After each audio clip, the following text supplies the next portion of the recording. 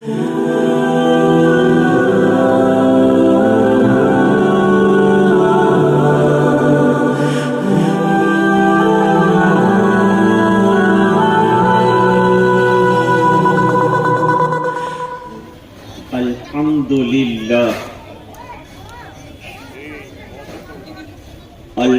لله الذي هدانا لهذا وما كنا لنهتدي لولا أن هدانا الله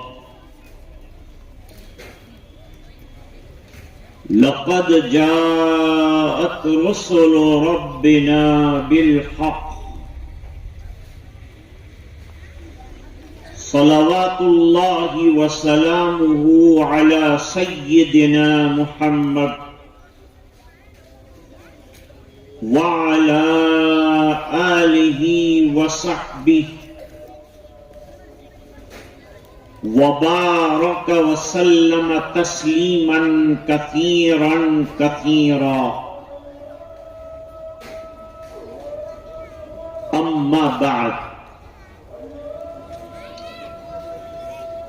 اعوذ باللہ من الشیطان الرجیم، بسم اللہ الرحمن الرحیم.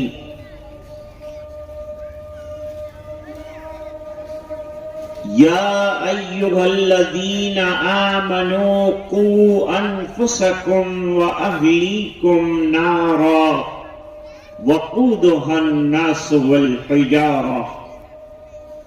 صدق اللہ العظیم. اللہم صل علی سیدنا محمد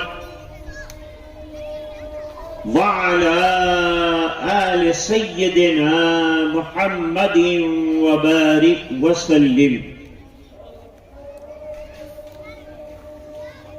حضرات علماء، بزرگوں، دینی بھائیوں اور پردہ نشین ماں بہن،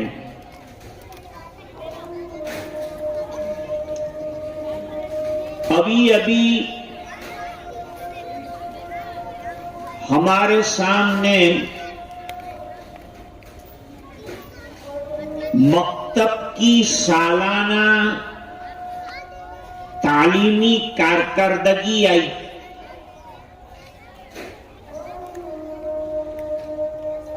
اساتذہ کیا پڑھا رہے ہیں، کیا تعلیم دے رہے ہیں، کیا تربیت کر رہے ہیں، اس کے نمونے آئے.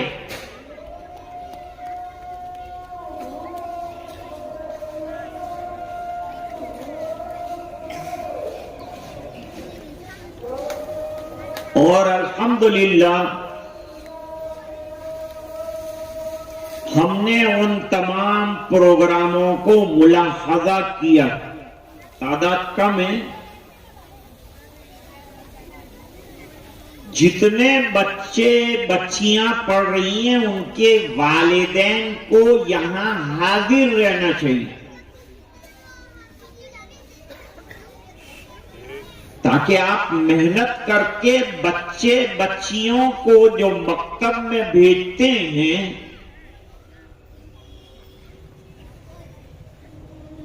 اس کا نتیجہ ہمارے سامنے آئے کہ ہم نے 1 سال بھیجا تو بچوں نے اس میں کیا حاصل کیا.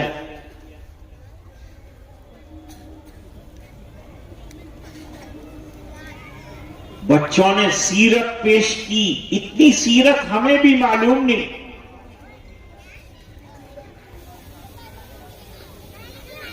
بچوں نے قرآن کریم پیش کیا. ہم کو بھی اتنا اچھا قرآن نہیں آتا. بچوں نے عقیدے کی معلومات ہمارے سامنے پیش کی. ایسے بہترین عقیدے بھی ہم کو معلوم نہیں.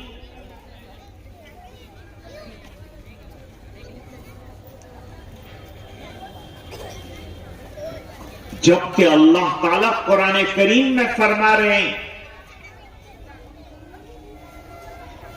یا ایھا الذین آمنوا قوا انفسکم واہلیکم نارا، اے ایمان والو اپنے آپ کو آگ سے بچاؤ، اور اس کے بعد فرمایا اپنے خاندان والوں کو، فیملی والوں کو آگ سے بچاؤ۔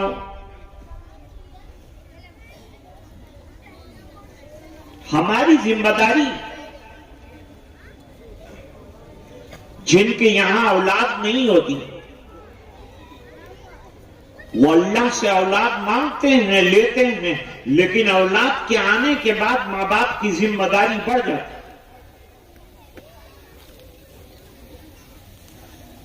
اس بچے کو آپ ڈاکٹر بنائیں، لائر بنائیں، انجینئر بنائیں، لیکن سب سے بڑی ذمہ داری ہے اسے مسلمان بنائیں، اسے ایک بااخلاق انسان بنائیں، خاتون اچھی بنائیں، گھر میں رہ سکے اور دوسروں کی تربیت کر سکے۔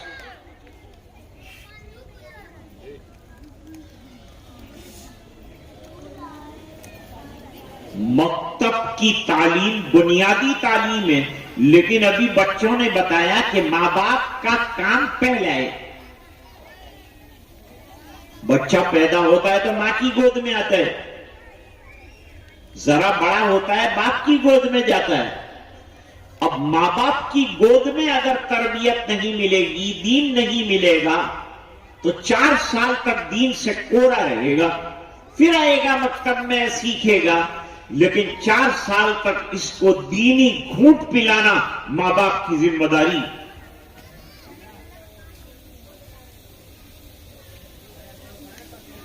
خواجہ نظام الدین اولیاء رحمت اللہ علیہ کے واقعات میں لکھا ہے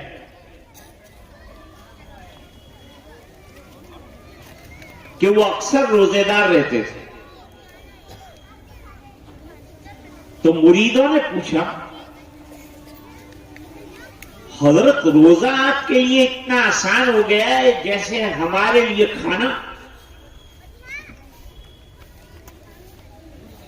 کیا وجہ ہے کہ اتنی آسانی کے ساتھ آپ روزہ رکھ لیتے ہیں؟ فرمایا میری ماں کی تربیت، ماں نے روزے کا مزاج بنایا تھا۔ وہ کیسے؟ فرمایا بچپن میں میرے والد صاحب کا انتقال ہو گیا، اور بچے کے باپ کا انتقال ہو جائے تو ایک درجے میں وہ بے سہارا ہو جاتے ہیں، حالانکہ اللہ کا سہارا ہے، وہی پالتا ہے، وہی رزاق ہے، وہی دینے والا ہے۔ اکثر اولیاء کرام کے والد دنیا سے چلے گئے بچپن میں، اور ماؤں نے تربیت کر کے ان کو اللہ کا ولی بنایا۔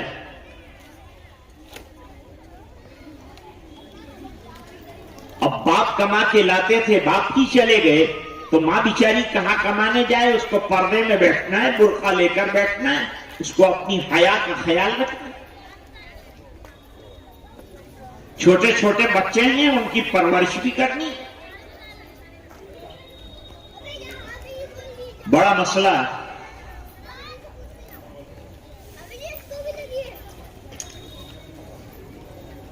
اب ماں جو ہے برقع اوڑھ کر مالداروں کے گھر میں جاتی تھی، ان کے برتن وغیرہ صاف کرتی تھی، جھاڑو وغیرہ دیتی تھی، اور کچھ پیسے مل جاتے تھے، اس سے اپنا اور بچوں کا پیٹ پالتی تھی۔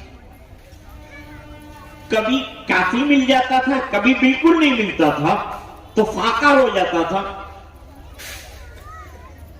لیکن ماں کسی کے سامنے ہاتھ نہیں پھیلاتی، اپنا کام کیا اس کی مزدوری لیتی تھی، غیر اللہ کے سامنے ہاتھ نہیں پھیلاتی۔ مانگو تو اللہ سے مانگو، لو تو اللہ سے لو، دینے والا وہ، عطا کرنے والا وہ، دولت کا دینا اس کے ہاتھ میں، لینا اس کے ہاتھ میں۔ ماں نے ایک تدبیر سوچی کہ میں بچوں کو روزہ دار بنا دوں۔ کیسے؟ بچوں کو جمع کیا اور بچوں کو جمع کر کے یوں کہا کہ میرے بچوں، تم اللہ کے مہمان بننا چاہتے ہو کہ نہیں؟ سمجھانے کا بھی طریقہ ہونا چاہیے، ماں باپ کو تربیت کا طریقہ معلوم ہونا چاہیے کہ کس طرح سے اپنی اولاد کی تربیت کرنی۔ استاد تو کرے گا اپنی جگہ، لیکن گھر میں کیسے ٹریٹ کرنا ہے اپنی اولاد کو، یہ ماں باپ کو معلوم ہونا چاہیے۔ خالی بچے پیدا کر دینے سے کام نہیں چلتا، ان کی تربیت انتہائی اہم ذمہ داری۔ اور ان کو پڑھایا کہ نہیں، ان کو دین سکھایا کہ نہیں، اس کے بارے میں ماں باپ سے پوچھا جائے گا۔ اس کی دلیل قرآن میں فرمایا ثم لتسألن یومئذ عن النعیم، پھر قیامت کے دن نعمتوں کے بارے میں ضرور بے ضرور سوال کیا جائے گا۔ تو اولاد نعمت ہے، اللہ سوال کریں گے تم نے مانگ کے اولاد لی، دنیا سکھائی، میرا نام سکھایا، میرا دین سکھایا کہ نہیں؟ اللہ تعالیٰ سوال فرمائیں گے۔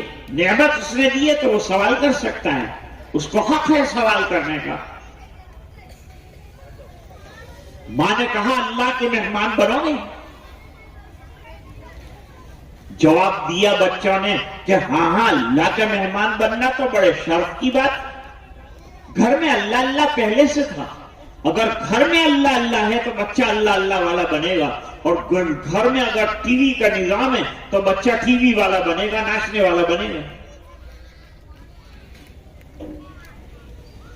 پہلے مائیں بچوں کو گود میں لے کر سیرت کی نعتیں پڑھتی تھیں اور حمد پڑھتی تھی، مناجات پڑھتی تھی تو بچے نیک بنتے تھے۔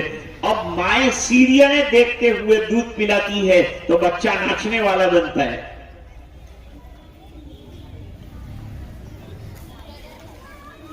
یہ ٹی وی اور یہ موبائل کی فلمیں زہر ہیں۔ ہمارے نوجوان رات گئے دیر تک جو ہے فیس بک اور انسٹاگرام اور واٹس ایپ، ان تمام چیزوں میں بیچارے مصروف رہتے ہیں، فضولیات کے اندر مصروف رہتے ہیں۔ نہ عشاء کی نماز ہوتی ہے نہ فجر کی نماز ہوتی ہے، جبکہ یہ دونوں نمازیں کمپلسری۔ فجر کی نماز تو اللہ تعالیٰ سے محبت کے امتحان کی بات ہے۔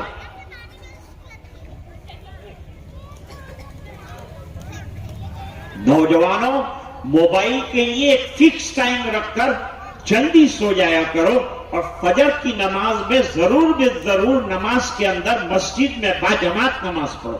دیکھو کتنی برکتیں ہوتی ہیں، اللہ روزی میں کتنی برکتیں دیتے ہیں، اللہ گھر میں کتنی برکتیں دیتے ہیں۔ نماز پر روزی کے دینے کا اللہ نے وعدہ فرمایا ہے۔ بچوں نے کہا ہم اللہ کے مہمان بنیں گے، تو ماں سوکھی روٹی سے سحری کروا دیتی اور فرمایا آپ روزہ رکھ لو، اب شام کو اللہ دے گا تو کھائیں گے، افطار کریں گے۔ بچے خوشی خوشی روزہ رکھ لے۔ کئی دن کے روزوں کا مزاج بن گیا بچوں کا۔ ایک مرتبہ ایسا ہوا کہ کوئی بزرگ آدمی آئے، انہوں نے گھر کا یہ حال دیکھا کہ گھر میں اناج کا دانہ نہیں ہے۔ ہم کو تو اللہ کا شکر ادا کرنا چاہیے کہ کوئی مکان فریج سے خالی نہیں ہے اور اس میں کھانا بھرا ہوا ہے، اور ہمارا بچہ جو مانگتا ہے ہم اس کو دے دیتے ہیں۔ لیکن سرکار کا دور، صحابہ کا دور ایسا رہا کہ گھر میں کھانے کے لیے کھجور کی گٹلی بھی نہیں ہوتی۔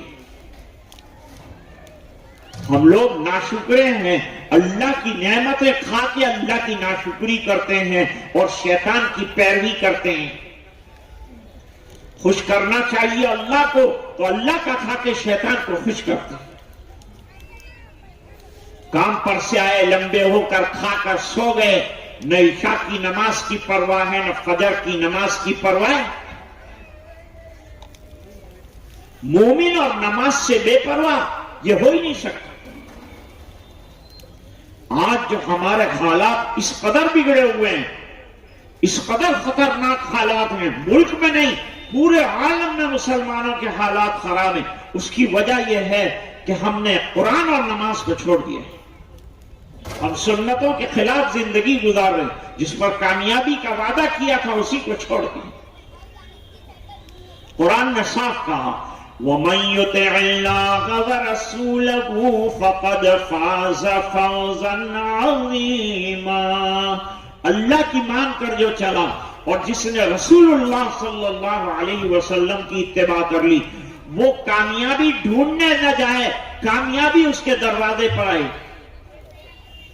اگر اللہ کے وعدے پر بھروسہ ہے تو کر کے دیکھ لو، آزماؤ مت، کر کے دیکھو کامیابیاں کیسے قدم چومتی ہے وہ بھی دیکھو۔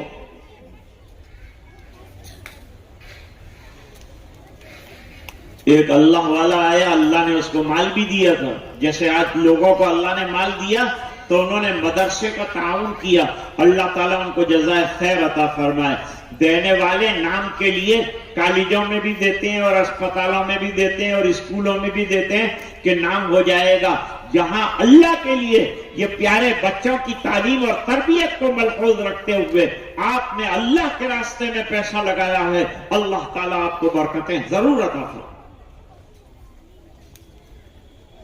مسلمانوں کے کام اسی طرح سے چلتے ہیں اجتماعی طور پر، کسی نے کھانے کا نظم کر دیا، کسی نے مائک کا نظم کر دیا، کسی نے بیٹھک کا نظم کر دیا، کسی نے کرسی کا نظم کر دیا، کسی نے انعام کا نظم کر دیا۔ اس طرح ہمارے اجتماعی کام سب مل کر ہوتے ہیں اور اسی طرح کرنا چاہیے۔ اس وقت امت کو اتحاد کی بہت ضرورت ہے، متحد ہونے کی اور ایک ہونے کی ضرورت۔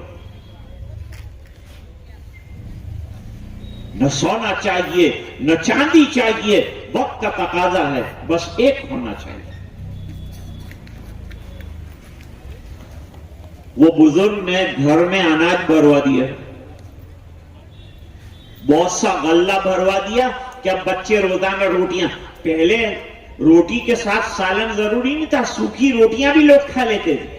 آج الحمدللہ ہمارا نظام یہ ہے کہ ہمارے بچے نے اور ہم نے کبھی سوکھی روٹی دیکھی نہیں ہے، کھائی نہیں ہے، اور خالی روٹی تو کبھی نہیں کھائی۔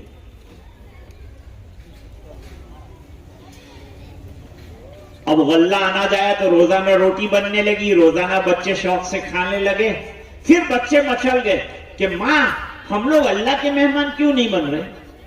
دیکھو روزے کا مزاج بنایا، تربیت کی، کس نے تربیت کی؟ ماں نے تربیت کی۔ ماں کی تربیت کا بڑا رول ہے، بچوں کی تربیت میں ماں کی محنت بہت ضروری ہے۔ یہی ماں تیار کر کے وقت کے اوپر مکتب کے اندر اور مدرسے کے اندر بھیجے۔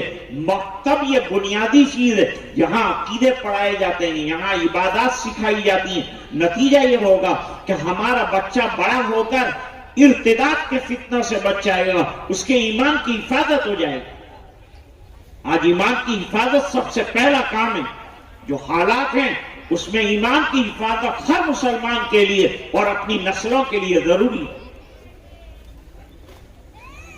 بچے مچل گئے، ارے ہم امی جان اللہ کے مہمان کیوں نہیں ہوتے؟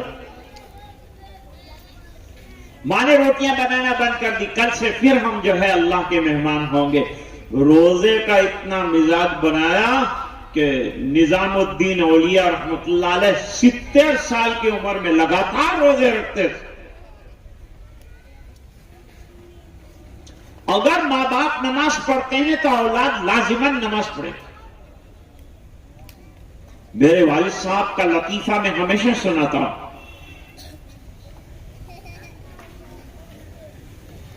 ایک بچہ جا رہا تھا مسلمان، اس کو پوچھا بیٹا مسجد نہیں آتا؟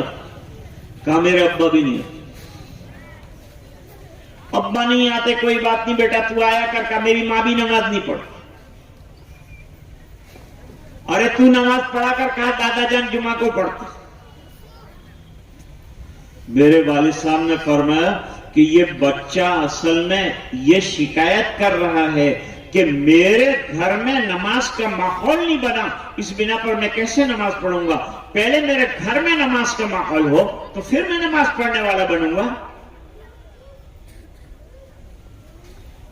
نماز اتنی امپورٹنٹ ہے کہ 7 سال کا ہو جائے بچہ، نماز کی تلقین شروع کر دو، اور 10 سال میں ہلکی مار مارو تاکہ یہ پکا نمازی بن جائے. بالغ ہونے سے پہلے لڑکی بالغہ ہونے سے پہلے اس کا مزاج نماز کا بن جائے, اس کا مزاج عبادت کا بن جائے, وہ پکی مسلمان بن جائے, وہ پکا مسلمان بن جائے.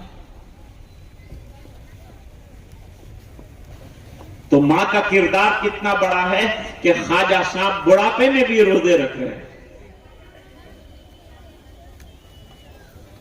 بات یاد آئی, خواجہ معین الدین چشتی سنجری اجمیری رحمت اللہ علیہ نے اجمیر شریف میں 75 سال کام کیا اور 90 لاکھ لوگوں نے توبہ کی اور اسلام قبول کی. اتنا بڑا کارنامہ ایک اکیلے پیر نے اور ایک اکیلے اللہ والے نے انجام دیا ہے.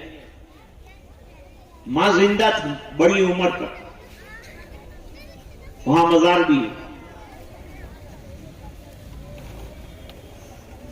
خواجہ صاحب اپنے ایک شاگرد سے ملنے کے لیے اجمیر سے مدینہ چلے, اجمیر سے دہلی گئے.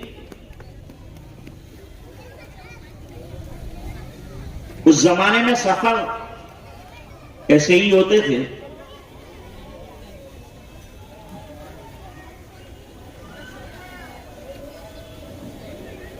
تو خواجہ صاحب چلے, ایک ایک گاؤں پر جاتے, ہزاروں لوگ آتے, توبہ کرتے, رجوع کرتے. پہلے اللہ والوں کا یہی ہوتا تھا, ایک سفر ہوتا تھا, ہزاروں لوگ آ جاتے تھے, اپنے گناہوں سے توبہ کرتے تھے, رجوع اللہ کرتے تھے. وہ گئے اور آئے تو اپنی ماں سے آ کر کہا کہ میں دہلی گیا تھا, واپس آیا ہوں, الحمدللہ 90,000 لوگوں نے میرے ہاتھ پر توبہ کی, تائب ہوئے, گناہوں سے معافی مانگی, اللہ سے اپنے گناہوں کا توبہ کی.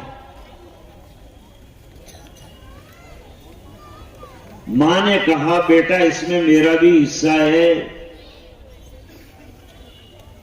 ارے ماں حصہ کیا ہے, سب آپ کا ہی, لیکن وجہ بتائیں کہ آپ نے ایسا کیوں کہا کہ حصہ ہے.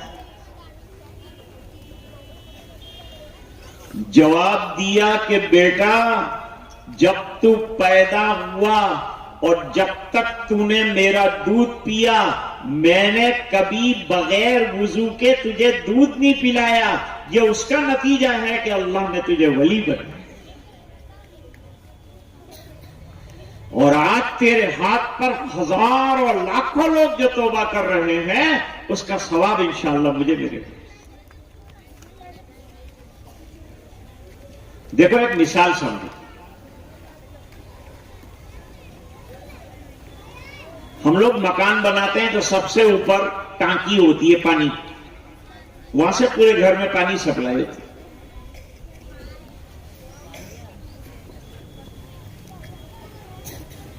جہاں ضرورت ہوتی ہے وہاں ہم نل کھینچ لیتے ہیں, پائپ کھینچ لیتے ہیں, پانی آتا ہے.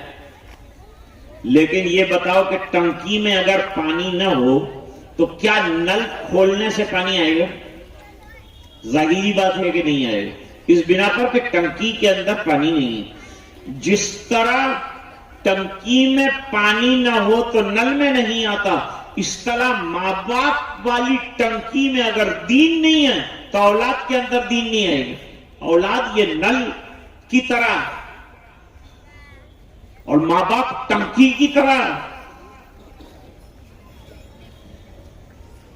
آج بڑے ماں باپ کو بھی دین سیکھنے کی ضرورت ہے. مدرسے آؤ, مکتب کے حالات دیکھو, اور بچوں سے شرم کرنا پڑے گی کہ ہم سے زیادہ یہ لوگ پڑھ کے آ گئے, انہوں نے علم حاصل کر لیا. اللہ قرآن کریم میں فرماتے ہیں یا ایھا الذین آمنوا قوا انفسکم واہلیکم نارا, اے ایمان والوں کو خطاب ہے اس بنا پر کہ ماننے والے وہ ہیں، ماننے کا جذبہ ایمان والوں میں ہے، جو مانتے نہیں ہیں ان کو کہنا بیکار ہے، جن کا ایمان ہی نہیں ہے ان کو کہنا بیکار ہے۔ اللہ فرماتے ہیں اپنے آپ کو پہلے آگ سے بچاؤ۔ آگ کہاں ہے؟ چاروں طرف گناہوں کی آگ لگی ہوئی ہے۔ یہ آگ میں اپنی آنکھوں کو بچانا، اپنے کان کو بچانا، اپنی شرمگاہوں کی حفاظت کرنا، اپنے ایمان کی حفاظت کرنا بہت ضروری ہے، اس بنا پر کہ کل قبر میں ایمان کا سوال ہونے والا ہے، آخرت میں ایمان کا سوال ہونے والا ہے۔ اسی ایمان کی بنیاد پر قبر میں بھی کامیابی ہوگی، اسی ایمان کی بنیاد پر آخرت میں کامیابی ہوگی، اسی ایمان کی بنیاد پر پل صراط سے گزرنا ہوگا، اسی بنیاد پر جنت کا داخلہ ہوگا۔ ایمان کس کو کہتے ہیں؟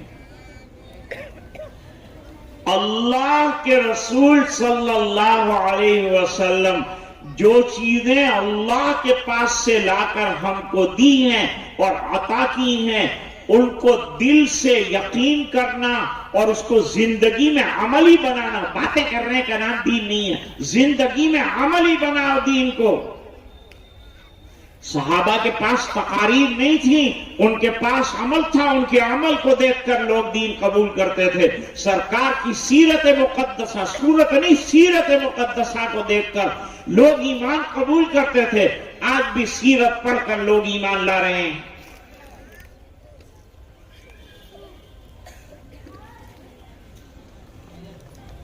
مائیکل ہارٹ ایک عیسائی رائٹر ہے، اس نے ایک کتاب لکھی انگریزی میں دی 100، دنیا کے 100 بڑے آدمی۔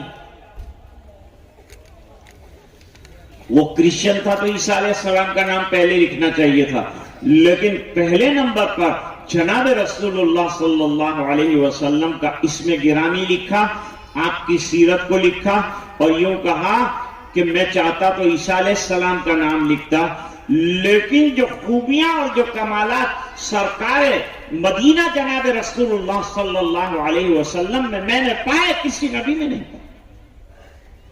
حسن یوسف دمعی شاید بیضاداری، آنچ خوباں مادارند تو تنہا داری۔ اللہ تعالیٰ نے علوم کے گنجینے اور خزینے عطا فرمائے ہیں۔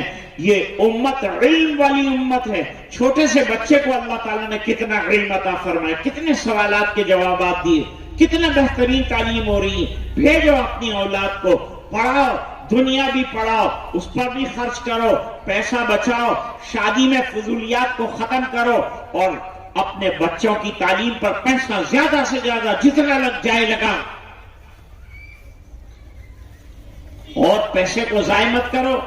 ایک ایک پائی کا اللہ کے یہاں جواب دینا پڑے گا۔ سوال ہوگا کہ تم نے کہاں پیسہ لگایا۔ حدیث شریف میں ہے کہ جب تک انسان 5 چیزوں کا جواب نہ دے دے، اس کا قدم آخرت میں اپنی جگہ سے ہل نہیں سکتا۔ سب سے پہلے تو زندگی کا سوال ہوگا۔ زندگی ہم نے مانگی نہیں ہے اللہ کے پاس، بغیر مانگے اللہ نے دی ہے، تو زندگی کے دینے والے کا حق ہے کہ نہیں؟ سب سے پہلا سوال اللہ فرمائیں گے زندگی دی تھی کہاں استعمال کی؟ سب کو یاد کیا، رب کو بھول گیا، سب دینے والے کو بھول گیا، نعمتیں دینے والے کو بھول گیا، یہ کیسا ناشکرا ہے؟ پہلا سوال۔ دوسرا سوال ہوگا جوانی، prime time, we have given the prime time to you to utilize it for the akhirah, but you didn't do nothing for that. You spend your whole life for worldly things and materialism. تم نے اپنی پوری زندگی مادے کے اندر پھینک دی، وہی چھوڑ کر سب آئے، مکان وہی چھوڑ دیا، گاڑی وہی چھوڑ دی، پیسہ وہی چھوڑ دیا۔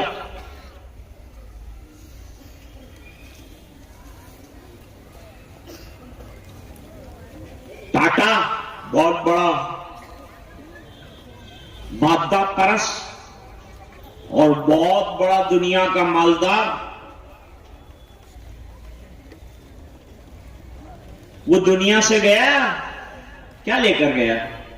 ہزاروں کروڑ روپیہ وہ کباٹوں میں پڑا ہے، وہ بینکوں میں پڑا ہے، سڑ رہا ہے، وہ اپنی زندگی نہیں بنا سکا آخرت والی، بنا کے چھوڑ کے چلا گیا دنیا میں، دوسرے مزے کر رہے ہیں۔ کیوں کرتے ہو ایسا؟ تیسرا سوال ہوگا مال کہاں سے کمایا اور کہاں خرچ کیا؟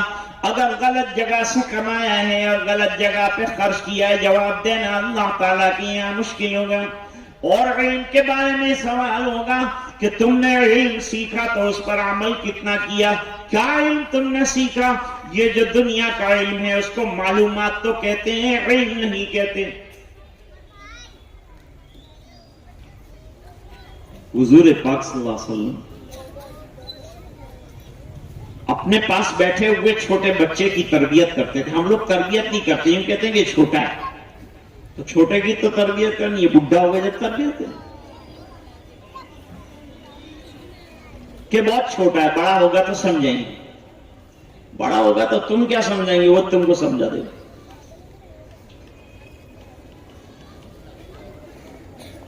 حضور صلی اللہ علیہ وسلم کے پاس ایک بچہ بیٹھا ہے، عمر ابن ابی سلمہ۔ حضرت ام سلمہ رضی اللہ تعالی عنہ لے کر آئی۔ ام سلمہ رضی اللہ عنہ ام المومنین۔ ابھی مولانا نے فرمایا کہ آج ہم کو کرکٹروں کی زندگیاں معلوم ہے اور جناب رسول اللہ صلی اللہ علیہ وسلم کی زوجات کا علم نہیں ہے، سیرت کا علم نہیں ہے، دین کا علم نہیں ہے۔ کیا کرو گے ایسی زندگی کو جس میں سب آئے اور رب نہ آئے؟ دوستو فکر کرو اور یاد رکھو، اولاد کی فکر باہر والا نہیں کرے گا، ماں باپ سے زیادہ اولاد کی فکر کوئی نہیں کر سکتا۔ اگر ماں باپ گھر میں لڑ رہے ہیں، گالیاں بول رہے ہیں، بچہ گالیاں بولنے والا بنے۔ ماں گھر میں روزہ رکھتی ہے، باپ روزے کے لیے اٹھتا ہے سحری کے اندر، تو بچہ بھی لگتا ہے میں بھی روزہ رکھوں گا، میں بھی سحری کروں گا۔ دیکھو روزے کا گھر میں ماحول بنا تو بچہ بھی روزہ رکھنے کے لیے چاہتا ہے۔ ماں برقع اوڑھ کر نماز کے لیے کھڑی ہوئی تو پڑوس میں بچی اور بچہ آ کر کھڑے ہو جاتے ہیں۔ ماں قرآن پڑھتی ہے تکیے پر رکھ کر تو بچہ بھی قرآن شریف لے کر تکیے پر پڑھنے کی کوشش کرتا ہے۔ جیسا آپ تربیت کرو گے ایسا بچہ بنے گا۔ اور دنیا تو یہ باہر نکلے گا تو دنیا خود بخود سیکھ لے گا۔ جیسے دانت ہوتے ہیں تو چبانا آ جاتا ہے، اسی طرح دنیا میں نکلے گا تو دنیا آ جائے گی، لیکن دین بغیر سکھائے نہیں آئے گا۔ اگر دین بغیر سکھائے آتا تو اللہ نبیوں کو کیوں بھیجتے، کتابیں کیوں اتارتے؟ اس لیے کہ یہ سکھائے بغیر نہیں آئے گا۔ اور سب سے بہترین سیکھنے کی چیز کیا ہے؟ وہ حدیث میں فرمایا خیرکم من تعلم القرآن وعلما، فرماتے تم میں بہترین وہ ہے جو قرآن کریم کو سیکھے اور سکھائے۔ سیکھ لینے کے بعد بھی فریضہ بنتا ہے کہ سکھائیں۔ وہ بچہ کھانے کے لیے حضور پاک صلی اللہ علیہ وسلم کے ساتھ بیٹھا ہے، کتنا خوش نصیب ہے کہ سرکار کا دسترخوان نصیب ہوا۔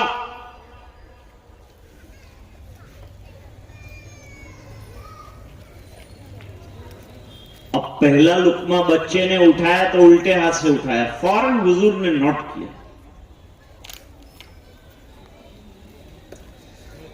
اللہ نبیوں کو مصلح بنا کر بھیجتے ہیں۔ وہ اپنے سامنے کوئی غلط کام ہوتا ہوا دیکھیں تو خاموش نہیں رہ سکتے، برداشت نہیں کر سکتے، فوراً اس کو ٹوکیں گے، چاہے وہ بچہ ہو، چاہے وہ بڑا ہو، چاہے وہ اپنا ہو، چاہے وہ غیر ہو۔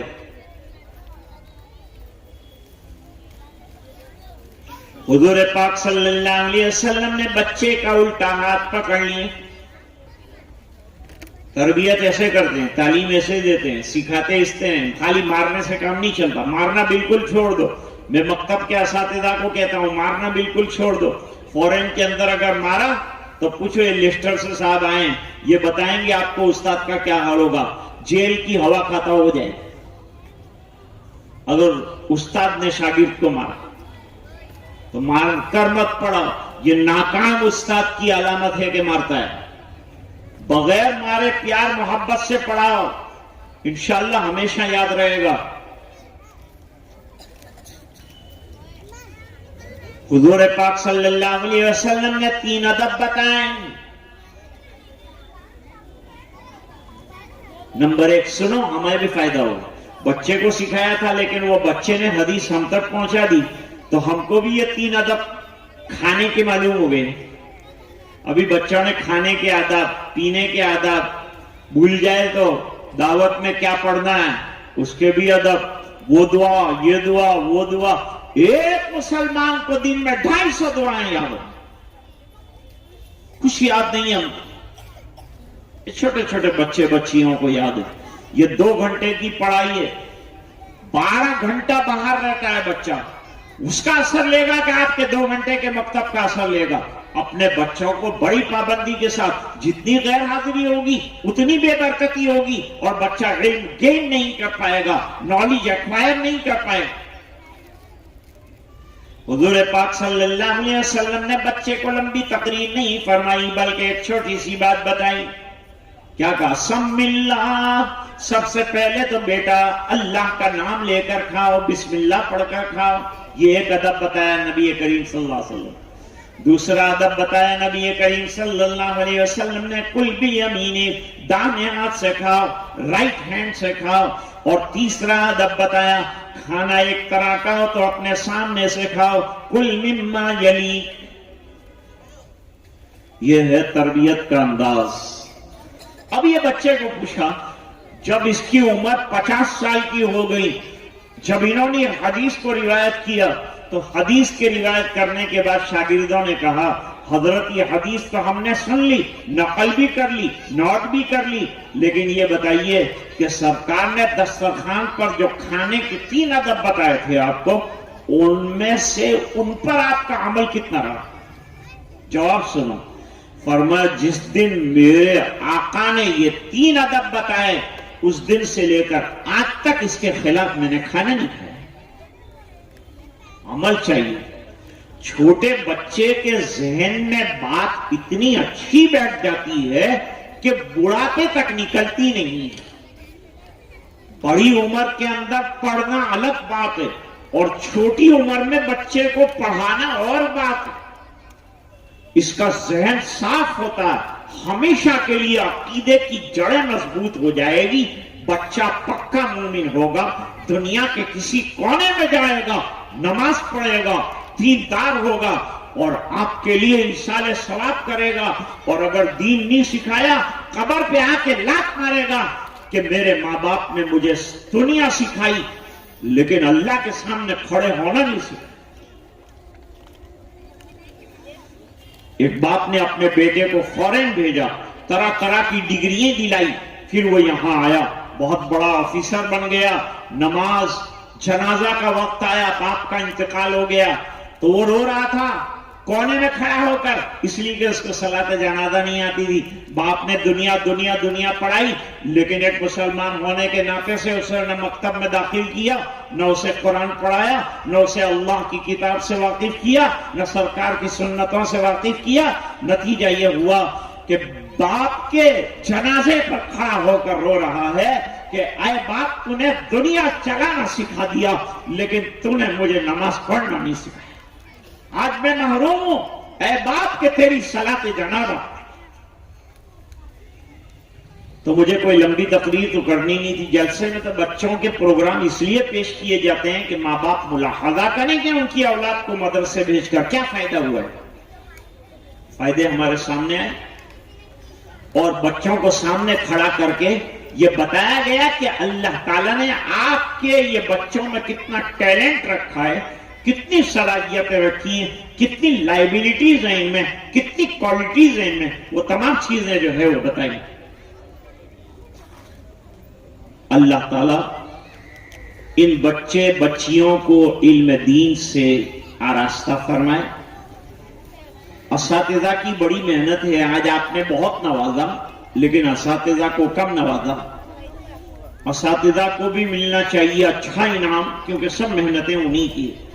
زیرو میں سے ان کو ہیرو بنا رہے ہیں تو ان کا کارنامہ بڑا ہے. یہ بچے خود نہیں پڑھ سکتے خود بھی، اور مائک کے سامنے بولنے والے بھی گونگے ہو جاتے ہیں، لیکن یہ بچوں نے مائک پکڑ کر آپ کو پیغام دیا ہے کہ اے ہمارے ماں باپ ہماری کیئر کرو، ہمارا خیال رکھو، ہمیں آگے بڑھاؤ، دین پڑھاؤ، عالم بناؤ، حافظ بناؤ، قاری بناؤ، اور دنیا کا لائر، انجینئر، ڈاکٹر بھی بناؤ.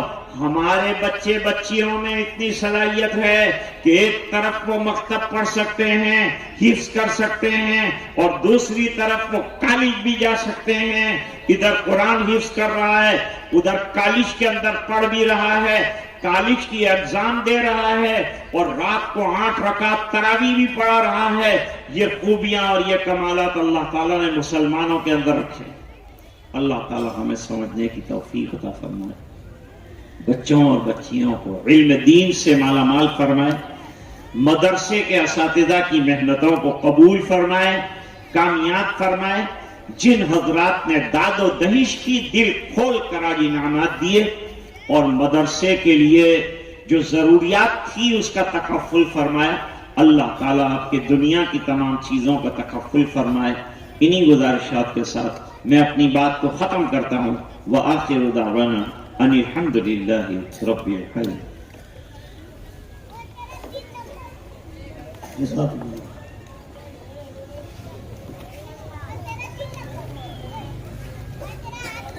سبحان اللہ وبحمدہ سبحان اللہ العظیم. اللہم صلی علی سیدنا محمد وبارک وسلم. ربنا آتنا فی الدنیا حسنہ وفی الآخرۃ حسنۃ وقنا عذاب النار.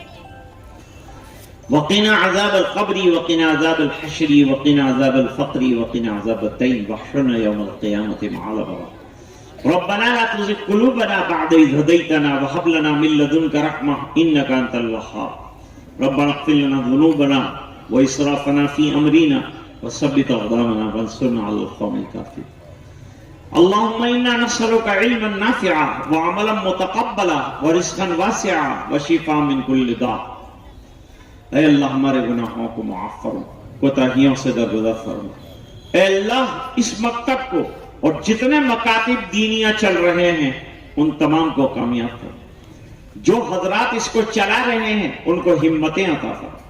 اے اللہ جو اساتذہ اپنا خون جگر دے رہے ہیں بچے بچیوں کی تربیت میں، اے اللہ ان کو علم میں برکتیں عطا فرما، ان کے مال میں برکتیں عطا فرما، ان کی زندگی میں برکتیں عطا فرما، خیر اور عافیتیں مقدر فرما. اے اللہ جن حضرات نے سخاوت کی اور آج کا جلسہ سجایا، اے اللہ ان کو جزائے خیر عطا فرما، بہترین بدلے عطا فرما. اے اللہ دور دور سے لوگ سننے کے لیے دین کی بات اور جلسے میں بچوں کی کارگزاری دیکھنے کے لیے آئے، اے اللہ ان کو بھی جزائے خیر عطا فرما. اے الہ العالمین بچوں کو دینی عقائد میں مضبوط تر فرما دے، اور اے اللہ موجودہ دور میں فتنوں کے دور میں اے اللہ ہمارے ایمان کی حفاظت فرما، ہمارے بچے بچیوں کے ایمان کی حفاظت فرما، ہمارے نسلوں کے ایمان کی حفاظت فرما، عزت آبرو کی حفاظت فرما، ہماری ماں بہنوں کی حیا کے جادے کی حفاظت فرما. اے الہ العالمین پورے مجمع کی مغفرت فرما اور امت کے ایک ایک فرد کی مغفرت فرما. اے اللہ یہ دعائیں اپنے فضل و کرم سے قبول فرما. سبحان ربک رب العزت عما یصفون وسلام علی المرسلین والحمد للہ رب العالمین. مبارک ہو شہ ہر دو سرا تشریف لے آئے، مبارک ہو محمد مصطفیٰ تشریف لے آئے. مولایا صلی وسلم دائما ابدا علی حبیبک خیر الخلق